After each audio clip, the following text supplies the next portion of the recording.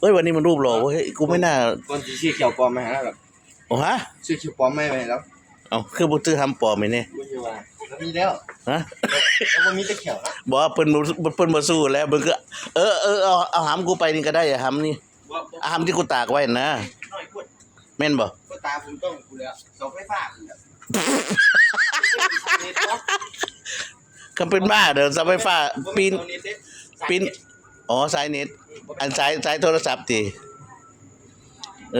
อมึงฝากอีหยังไปให้เพิ่นบ่ล่ะเงินทองอ่ะฝากให้เขาบ่2